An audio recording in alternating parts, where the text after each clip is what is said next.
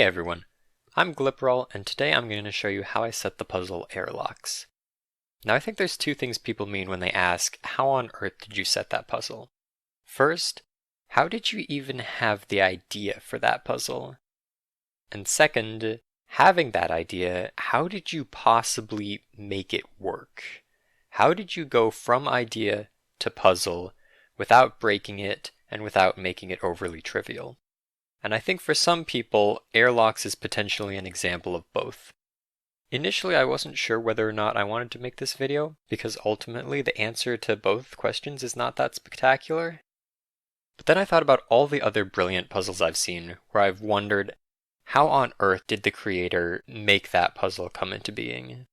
How on earth did someone make a puzzle that spectacular?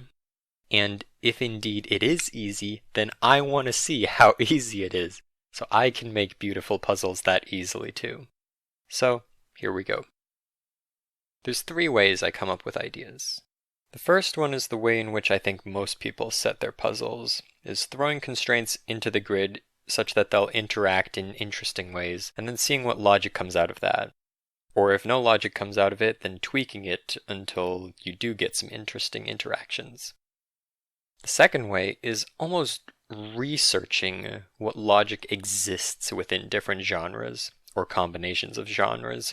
What techniques have not been fully explored, or what properties of the rule set could lead to interesting logic that we haven't seen before.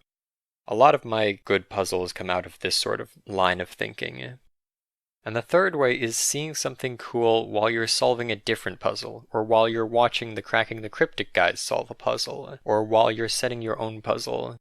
I've definitely had a few puzzles come out of ideas where I was watching a video and I would think, oh, this is a beautiful piece of logic right here, I hope they do that, and then they don't because it's not required for the puzzle, or it turns out my logic was inherently flawed and doesn't even work.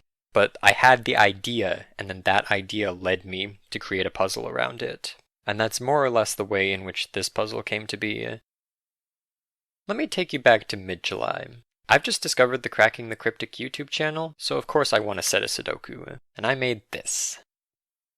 By all intents and purposes, this puzzle is bad. It uses letters, which makes it difficult to scan.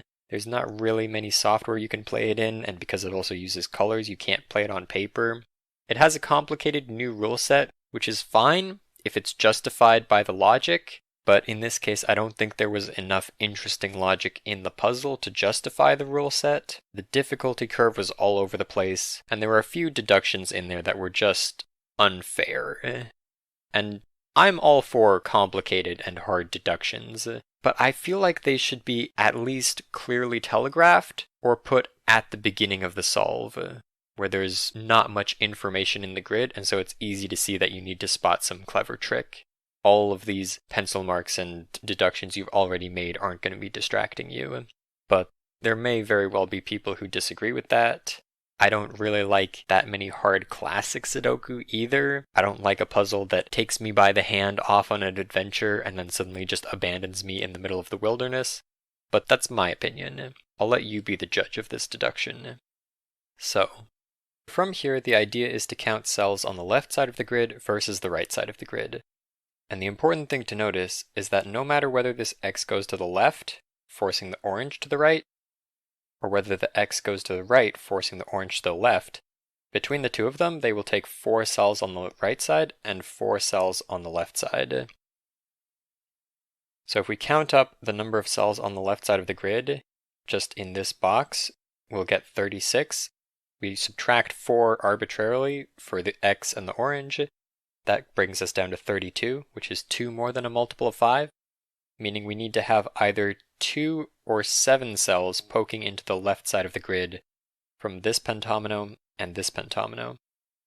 Then you need to realize that this pentomino cannot take both of these 2 cells, because if it did, it would either form a Y, which would break the Sudoku, it would put 2 Ys in column 5, or it would form an F, which would break the negative constraint. It would place an F in an F that would be unmarked. So we therefore know that this pentomino either goes entirely to the left, taking 3 cells on the left side, but then that would force this pentomino to take 4 cells on the left side, which would make it a 6-cell pentomino, which is impossible. And therefore the only possible answer is that this pentomino takes 3 cells in this direction in some way, we don't know exactly how. And this blue pentomino has to take 2 cells to the left and 1 to the right, and that makes it a Y. And when I first discovered this piece of logic was in the puzzle, I thought it was just the most amazing thing ever, and so of course I had to include it in the puzzle, which I think was ultimately where this puzzle failed. Not every deduction you find in your puzzles should become part of the final solution path. I think if I had somehow been able to take any one of those components and preserve it, it could have made a really beautiful single step, or if there was some way to make them all work one after another, that would have also made a really nice puzzle. But as it stands, it was just too much to find at the wrong point in the puzzle for a rule set that people are probably not going to be familiar with. So ultimately this puzzle ended up not doing too hot, and I was pretty upset about that. I thought obviously this was not my fault as a setter. This was just because people don't understand this idea of counting cells on one side of the puzzle versus the other and forcing pentominoes in different directions. So my solution to that was to set out and create a puzzle that would showcase that idea, teach people about it, and then they could come back and play this puzzle. And that was the original idea for Airlocks. The original idea was just to have one airlock, separating the grid into 2 areas. And this is a pretty nice one. It's a similar idea to having 2 pentominoes of the same letter close to each other, so that either they have to join or they have to dodge each other, which creates interesting logic either way. These 2 pentominoes either have to be the same or different, and by making it so that only 2 cells poke down into this area, we can say for sure that they're not the same, but also they can't poke down 1 each, because then you end up with a pattern like this and you have 2 Ys touching each other. So that would force a lot of interesting logic. I started looking for other ideas of how to do this, make 2 pentominoes of the same shape touch each other. I thought that maybe having something like this with a shape and a wall could be pretty constrained. 3 cells didn't end up being that good because you can pretty much have any number of cells poking in or out of it that you want. But if I moved it over to 5 cells, that was really nice because then we get this 2x5, which cannot contain 2 pentominoes of different shapes, and also this region and this region, which similarly cannot contain 2 pentominoes of different shapes. And when I discovered this, I was ecstatic. Like, this was the coolest thing. I'm sure it was known before, but it's a really interesting idea. Just the fact that this shape alone limits 1 cell out, 1 cell in, and also 0 cells in and out. So basically you've taken 5 options and brought it down to 2, just by the geometry of it, and the fact that 2 pentominoes of the same shape can't touch each other. So I thought maybe I can somehow work this into being the separator of the 2 regions, and I came up with something like this, where I would have a wall here, and then walls like this, and pentominoes coming down like that. The interesting thing about this shape is that it forces both of these pentominoes, which stick out either 3 or 4, to bend downwards, meaning that this has to be a different pentomino, and you get something like this in the grid straight off the bat. I played around with some other ideas. This 2x5 was really powerful, so I tried making it into its own box like this. And at some point along the way, I noticed that this shape, if you have 2 cells coming in from either side, it pretty much forces this configuration, and then you need to not have 2 Ys touching each other, which forces this shape to become a W. And so basically by adding in edges here and here, this once again becomes as restricted as this, where you only really have 2 options. You can have it poke 1 cell in the top, or 1 cell in the bottom, and those are the only ways you can get this region to work. Another idea I came up with was this region. At the time I was thinking that it was limited to 3 options, but I think actually as it stands this is currently limited to 4 options, so I don't remember exactly what I did there. And then I just jotted in some basic ideas that seemed pretty trivial to me, not as interesting as the logic in these, but still restrictive in their own right. So for instance, this one, which ended up in the final puzzle, and this one, which also ended up in the final puzzle. And at this point, I had so many interesting ideas for airlocks that I just wanted to use all of them in the puzzle. And so I started by marking down numerically what each one represented. This one, with the only two options, it could either have 2 cells poking in or 3 cells poking in. I decided to change this so that instead of reading from this edge, I would read from 2 cells in basically, so that this became either a 0 or a 1 airlock. This one, which also had 2 options, but 2 options that were separated by 1, became a 0 or a 2 airlock. This one I thought was a 0, 1, 2, but that would later prove to be incorrect. This one was also a 0, 1, 2, and this one was also a 0, 1, 2. So I had basically these 3 different types of airlocks, a 0, 1, a 0, 2, and a 0, 1, 2 to work with. Now I'm going to take a moment to explain the notation I'll be using, because at this point I can already kind of envision the finished puzzle. Obviously not to this extent, but I know I want the solver to look at this big central area and say, from this airlock, I know that I can have a pentomino poke either 2 or 3 cells in, but nothing else. From this airlock, a pentomino can poke either 0, 1, or 2 cells in, and from this airlock, a pentomino can poke either 1, 3, or 4 cells into this area. The area is of size 39, so if this one were to poke 3 cells in, then I would need these two to either poke 1 cell in order to make it 35, or 6 cells in order to make it 30. But both 1 and 6 are impossible values for these to sum to, and so therefore this cannot be a 3.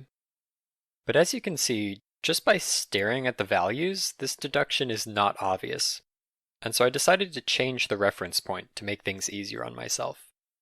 Instead of reading from this line, I decided to read from 1 cell out of the airlock, and so instead of a 1, 3, 4, this became a 0, 2, 3. For this airlock, instead of reading from the edge, I decided to read from 2 cells out. And I don't know if it's going to be these 2 cells or these 2 cells. The point is there are 2 cells poking out of this airlock that form a pentomino with an additional either 0 or 1 cells beyond that. Now I've removed 3 cells from this area so I can change it from a 39 to a 36. But the other thing I'll be doing here is I'll be working modulo 5, which is a fancy way of saying divide the number by 5 and take the remainder. So it doesn't really matter if this is 36, or 31, or 41. The point is that there is a full set of pentominos in this area, plus 1 extra cell. So for the purposes of my notes, I will just be calling this area size 1. And now we can see how the logic works. The cells poking in from these 2 airlocks can make any number between 0 and 3, but they can never make a 4. 1 minus 4 is 2 modulo 5, and therefore this can never be a 2. So that's what I'll be trying to do as I arrange my 0, 1, 0, 2, and 0, 1, 2 airlocks. The first possibility that came to mind was to just sort of place them all in a circle, and then have each region with 2 airlocks on either side. But I didn't really like this because once you figured out 1 airlock, that would immediately give you all the rest of them. There would only be 5 options, so you could basically try all 5 options and see which one succeeded. So I wanted each region to have at least 3 airlocks, so that there would be more interplay between them and more interesting relationships. So I came up with a structure like this, where each region has 3 airlocks coming out of it, and even if you solve one of them, then those 2 regions still have 2 airlocks to reconcile, so you don't immediately get the solution cascading like in the other one. So I started playing around with values to see if this would even work as a puzzle. And the first thing I did was I had a region that was taking 0, 1, or 2 cells from one airlock, 0, 1, or 2 cells from another airlock, and 0 or 1 cells from a third airlock. And I asked what values would be interesting for the size of that area. And the one that was particularly good was 1 modulo 5. Because with 1 modulo 5, you need all of these airlocks to either contribute 1 or 6 cells. 6 cells is just barely impossible, because you can't get, the best you can do is 2, 2, and 1. But if 6 cells is impossible, then you have to do 1. It has to be 2 zeros and a 1, and so we can immediately eliminate both of the 2's. Then I was starting to have trouble with this 0, 2. I didn't like how as soon as you got any information about it, it either would give you nothing or it would immediately solve it. So all that I did was I took away one of these edges, and that turned it from a 0, 2 to a 0, 2, 3, or equivalently a 0, 1, 3. Now with this airlock being restricted to just a 0 or a 1, I could take my 0, 1, 3 and pop it in here along with another 0 or 1 and get some nice tight logic. Now because this airlock in our simulation is being added to this region, that means it's being subtracted from this region as designated by this arrow. So I decided to make all of these arrows point outwards as well, just to make the math easy. So now I've got a 0, 1, a 0, 1, and a 0, 1, 3 that are all being subtracted from the center area, and the number that worked out really well here was once again 1, because now I need to lose either 4 cells or 9 cells from the center region to get it to be 1 modulo 5. 9 cells is obviously out of the question, so it has to be 4, and the only way to reach a total that's as high as 4, even if I use double 1s here, because there's no 2 option for this one, the only way we can do that is with a 3. Giving the last airlock 4 options, I played around with numbers for the sizes of the final 2 areas before I found one that resolved nicely, but not trivially. More importantly, you could not resolve any one of the airlocks without considering at least 2 regions, which was exactly what I wanted. So then I jumped back into PenPa to see what this puzzle would look like as an actual pentominoes. The 0, 1, 3 region was this guy. The 0, 1 region was this guy. I decided to make the 0, 1, 2 off the edge be this one because of its awkward shape. And I decided to make the 0, 1, 2 on the edge be this guy because it seemed nice to put that one on the edge. The 0, 1, 2, 3 I made this because this shape, the only thing that cannot happen is you can't have a division here because that would make 2 P's touching each other. And then I also needed another 0, 1, which I hadn't fully figured out what that region would be yet. And then of course also there would have to be some connections between these regions to divide up the areas. And looking at this, it seemed really nice because this region already had this edge here, if I could sit this one right on top of this one like so. But unfortunately this breaks because ultimately this 0, 1, 2, 3 region ends up being the 3, and so we force a P into this spot. This 0, 1, 3 region also ends up being the 3, and so we force a P into this spot, and then we have a P touching a P, which does not work. I played around with this a little bit longer, and I also discovered that this region, which I thought was a 0, 1, 2, is just not at all. But I realized something more interesting was this shape hidden within it, which I proceeded to turn into an airlock that looked like this, and which I thought would fit really nicely in a corner of the grid. I rearranged the grid into this arrangement, replacing one of the 0, 1, 2 airlocks that I thought would work with this one, which I knew worked, and then moving this idea for the sort of awkwardly shaped symmetrical 10-cell region down into the corner, which worked out really nicely. But I was still having trouble figuring out what 0, 1 airlock to put in this region, and I didn't want to do something trivial like this. I wanted to have something interesting there. And there were also a few other ideas for airlocks that I had come up with that would work really nicely as 0, 2s. In particular this one, which can't have 2 P's touching each other, but also can't have a shape coming through like this and isolating cells. So this is effectively a 0, 2 as well. And I thought at this point, maybe I can somehow make the 0, 2 work with that 0, 1, 3 region because they both have a gap of 1. So there could potentially be some interesting even-odd parity going on there. so I decided to scrap the previous blueprints and start from scratch. So in order to make this parity thing work, I wanted to eliminate 0 from here.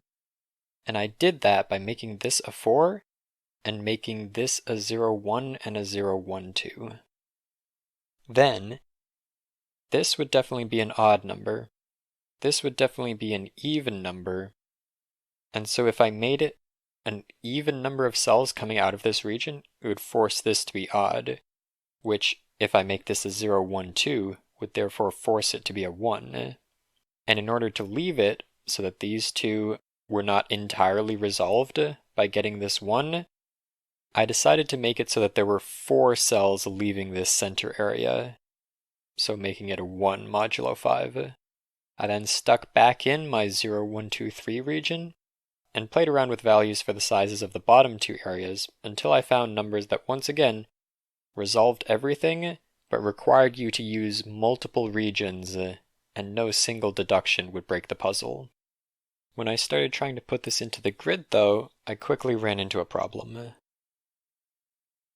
This airlock, which is my 2 touching P's airlock, and this airlock, which is the long 5x2 on the edge, I wanted both of these 2 airlocks to be on the edge of the puzzle. But because the only thing I can make an edge is one of these triangles, and none of these triangles share both of those airlocks, it was impossible to put both of these on the edge of the puzzle at the same time. The one other airlock I wanted to put on the edge was one of the 0, 1, 2s that looks like this, and the other 0, 1, 2 I wanted to be in the middle and looks like this. But these 0, 1, 2s are placed in such a way that it doesn't really resolve which one of these airlocks is more preferential on the edge, because each of them share a triangle with one of these guys. And at some point I realized that if I swap this region and this region, and swap this region and this region, then this airlock at the bottom stays the same. This airlock at the top stays the same. The 0, 1, 2s swap places, which doesn't really change anything. And this 0, 2 and this 0, 1 swap places. So effectively, the 0, 1 and the 0, 2 are interchangeable, and I can swap them at any point and still get a puzzle that satisfies the logic I want. So that's what I did. I drew it all up in Penpa, knowing that I could swap this region for this region at any time if it would make the puzzle look nicer or resolve prettier. Now this wasn't ideal, having this 5x2 in the middle of the grid. It works out nicer for this one because the sort of natural airlock direction is a diagonal and it cuts through here anyway. But this one, the natural airlock direction is a straight line, so I need to essentially cordon off this top and this bottom and then somehow get this airlock to come back out and be part of this area, which is a weird thing to try and accomplish, and it's definitely going to put pressure on this airlock interacting with this one. So that was the first thing I looked at. Now, I got a little bit lucky that both of the 0, 1, 2s resolved to the central option, which allowed me to mark in this and this as guaranteed, no matter what. And now, if I try and put the 0, 1 airlock too close on this side, this works. You can make a puzzle like this, but it allows a logical bypass, which is basically, if you assume that it sticks out 2 on this side instead of 3, then that immediately forms this shape to become an L, this shape to become an L, and you have L touching an L, which breaks. So I didn't like putting it this close because it allowed you to bypass the logic. So the next best option was here, giving me this shape. I didn't want to push these guys all the way down to the bottom, leaving a 1 wide gap between it and the edge of the grid, because that would potentially allow for some really easy logical deductions through here. But I also thought 3 was a bit too much, so I ended up moving them down 1, leaving a 2 wide gap that's rather forced, but not immediately obvious how. At this point, I still hadn't decided on a direction for the arrows. Notice how both the 0, 1, 2 options, because they're the central option, have really no impact on that. But I noticed that this 0, 2 region up here was really close to forcing a P next to a P if I do it this way. So I just decided to lock that in because it would create some interesting logic up in this top right corner. And we can see that the direction is correct. The 0, 2 coming from the area with the 0, 1, 3 and into the area with the 0, 1, 2, 3. So headed in this direction is taking the 0 option instead of the 2 option. 0 instead of 2. So we can effectively think of this as the border. Now that we know the arrows are facing in the correct direction, that allows us to mark in what the solution is going to have for this 0, 1 region. Remember, effectively the options are that it either pokes in 2 cells or 3 cells. So you can think of it like, here is one option, here's the other option. The arrow is headed in the direction from the 0, 1, 2, 3 region to the 0, 1, 3 region. So in this direction, from here to there. And the solution is going to ultimately have this be the 0 option. So we know that it pokes 2 cells in and 3 cells out. This 0, 1, 2, 3 airlock, the arrow is headed in this direction, and it's ultimately going to take a value of 0. And remember that the only option we can't allow is this one. So effectively, one cell in would be 0, 1, 2, 3. So it's going to be the 0 option. It's going to take exactly one cell in here, or exactly 2 cells past this gate. And that is going to allow us to start figuring out how big this area is going to be. Because remember, it needs to be a multiple of 5 cells, and currently it's 34 cells, which means that it needs to take exactly one more. And now that gets kind of weird up here, because this is pretty much the only space we can take more cells. The natural line to draw would be this. I don't want to take this, obviously, because that's going to force a whole lot of things through these channels.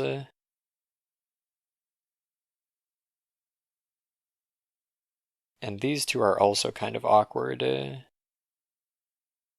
So instead what I decided to do is I decided to take this area and flip it the other way around, which allowed me to take one more cell here, one more cell there, and now I need to lose one of these cells instead. And I decided to lose this one, because that causes some interesting logic down here. And I won't show all the deductions, but I'll just show everything that is forced by this. This is a fun part in which putting in this edge allows me to force this to continue out straight. And now in order to avoid this being a symmetrical 10-cell region, I need this pentomino to come down.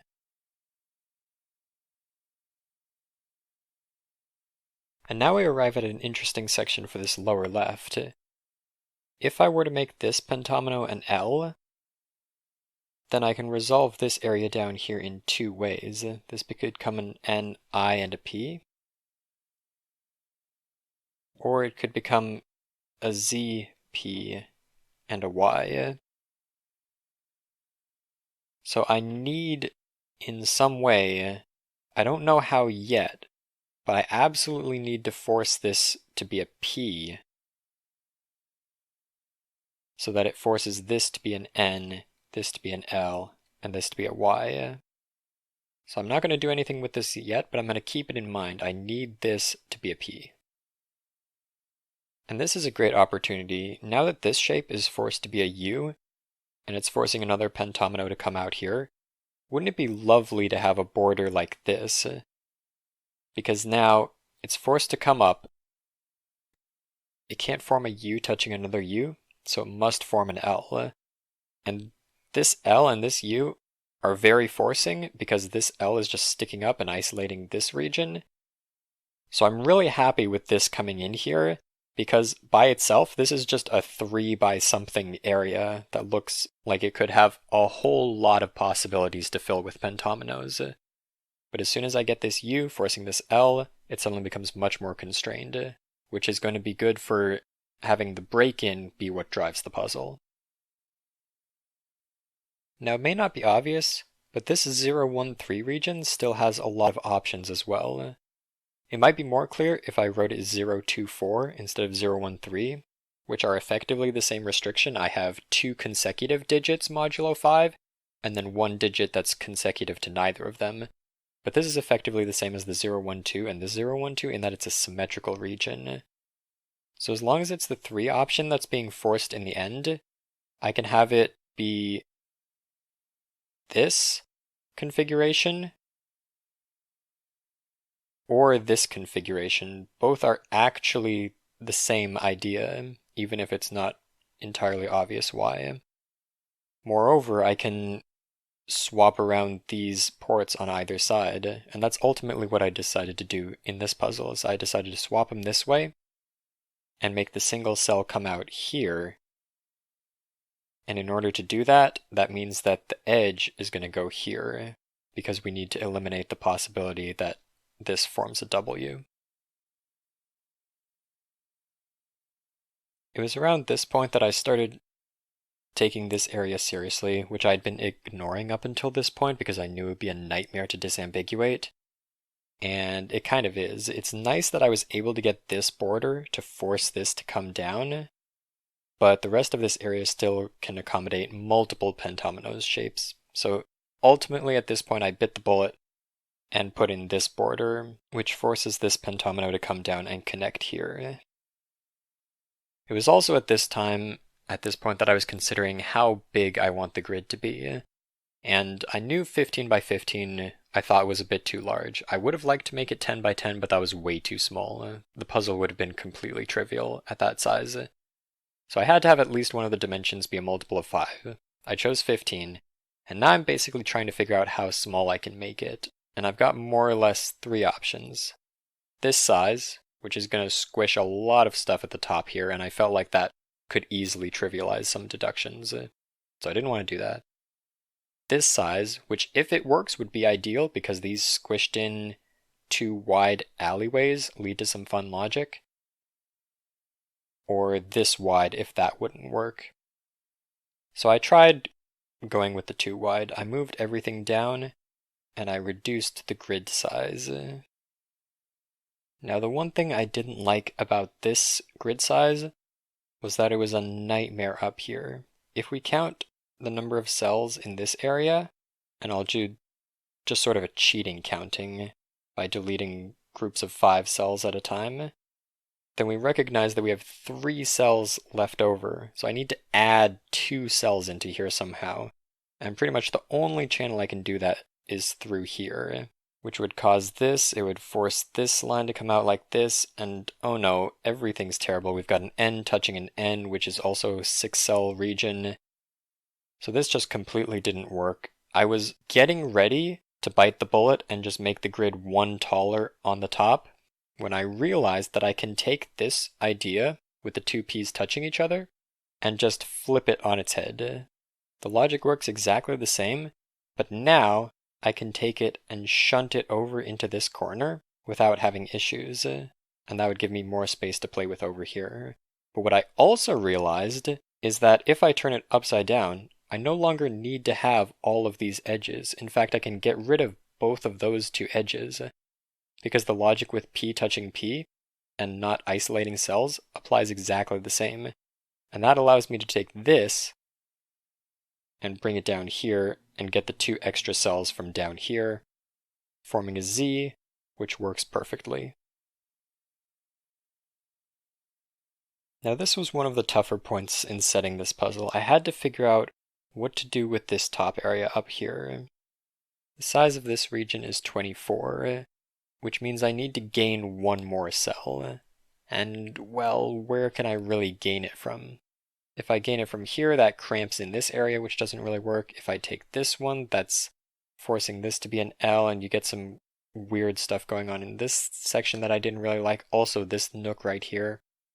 So I tried moving the 0, 1, 2 over 1, That eliminates 3 cells, so now we're left with 21, which means I just have to lose a singular cell.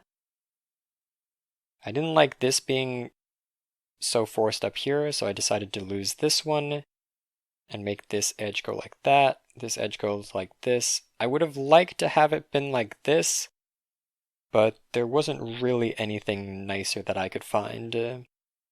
So I ended up with all of these weird little divots coming out here, which ultimately led to a bypass in the starting logic that I could not avoid. The other reason I decided to stick with this is because this is a Z up here, and this pentomino is really close to becoming a Z if it doesn't take this cell, which basically forces it to become an F or an N. And this pentomino over here is also really close to being an F, so I knew there would be a lot of restrictions just based on the pentomino shapes, which would allow me to put less forcing walls into the grid. I did still have to put a forcing wall in over here, and this was the one I felt would be the least impactful. It completely disambiguates this area. It forces this to be an F, which was really nice, and I felt that it wouldn't impact the break-in logic too much. If this airlock decided to make a T going this way, then you've still got 2 channels through here, so it wouldn't be super restrictive on this side. And if the T goes this way, then it's already taking this edge, so it's of no importance. The other cool thing this did is we know that this shape is going to form a Y in some regard. So I know that this shape can't be a Y, which is exactly what would happen is if I had 2 cells come in like this. So I know the 2 cells entering this sort of lower section have to go like that and force this to be a P, which then eliminates the possibility of this being a P, forces it to be a U, and I disambiguated this region down here that I was really worried would be an absolute nightmare to disambiguate. So now I was left with basically 2 areas in the grid to disambiguate, and I started with this one up top, but I'm going to talk about this one in the middle because it's, I think, the more interesting of the 2. And this cell in particular is interesting because there's only really 2 pentominoes it can be a part of. It can be a part of this group or can be a part of the new 4th pentomino that we're still missing. If it's part of this group, then because it's touching a Y, it has to make an L. And then we have pretty much only one option for this region due to this P, this U, and some other things, which I thought was pretty darn cool. If it doesn't take this one, then this is forming its own pentomino, and I basically drew out all of the options that these pentominoes can form. But the interesting thing about it was that in every single one, this would always take this cell. And so, by simply putting in this edge, I could force the only solution to be the one that I wanted. And I did a similar thing up in this region. I looked at every single option for the pentominoes in this area, and I discovered that only one of them allowed this edge. And I was worried that putting in this edge would force more things than I desired. It's better than, say, this edge, which forces gaps through here, and this edge, which forces things through here. But ultimately, this is what testing is for. Because at this point, even after filling all this in, I still had to double check and make sure that none of it could be bifurcated through. And so I started checking every single area one by one. For instance, if I put in this pentomino, would it immediately tell me something about this airlock? If I put in this pentomino, would it immediately break one of these 2 areas? And I just started looking and seeing if there was any way that I could fill in these areas with pentominoes in a valid arrangement. And for most of the cases, the answer was yes. The only one in which it wasn't was if this T heads this way, this P heads this way, and it forces the 2 Z's touching that we saw in Simon's solve. And ultimately I decided to leave this in for 2 reasons. One, it's really difficult to find. If you find this trick, you deserve to use it. And 2, it doesn't break the puzzle. It does not bypass the intended logic. You still need to figure out these symmetrical 10-cell regions, and you still need to use multiple regions in the grid in order to get the break-in. figuring out that these two Z's can't touch alone will not get you into the puzzle. So then I sent it off for testing in the Discord server. I think at least 3 or 4 people tested it, and none of them could find a way in through bifurcation alone. And I didn't tell them, I didn't leave any hints about how to break into this puzzle. I pretty much just said, here's a puzzle, I'm worried if some logic can be bypassed, so let me know how you got your first pentomino. And then the responses I got back informed me that the logic I had was sound and it was not bypassable, at least not easily. I'm still not 100% sure that there is no other way into this puzzle, but really the fact that I tested every single other arrangement of pentominoes and found a valid arrangement out to a significant look-ahead point is how you want to avoid bifurcation in your puzzles, especially in pencil puzzles. If you leave 2 or 3 options for an area, and you continue to leave 2 or 3 options for that area, then no matter how far people bifurcate, they're still going to find valid options. Either that or fill in the entirety of the grid and see why it's broken. So yeah, I hope this video was informative.